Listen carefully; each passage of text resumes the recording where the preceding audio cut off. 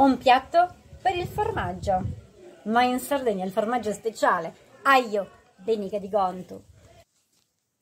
Secondo una leggenda, il formaggio è nato perché quando trasportavano nel deserto il latte nelle pance vuote degli animali che venivano sfruttate come dei sacchi, evidentemente queste pance non erano perfettamente pulite e una volta si sono accorti che il latte non era più latte, ma era diventato duro, si era indurito questo latte.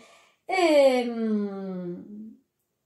capitato più di una volta e così hanno scoperto che se si conservava il latte dentro le pance vuote degli animali, il latte si trasformava e si trasformava in qualcosa di veramente gustoso, così che è nato il formaggio. Ma noi questo sacchetto lo sfruttiamo al naturale, infatti questo è un ugalle gravittu, considerato una delle più grandi prelibatezze. A chi piace ne va letteralmente matto, quindi o ti piace, altrimenti non sopporti neppure il suo profumo, che per noi è delizioso, e questa è una grandissima specialità.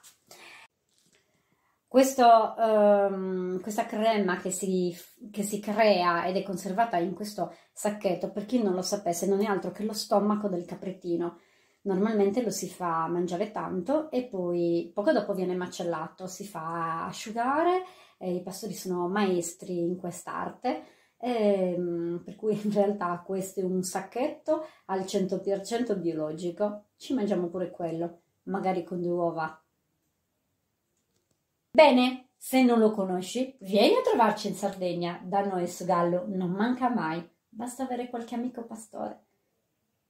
E il gioco è fatto. Bene, vi saluto, vi auguro una buonissima domenica e a presto!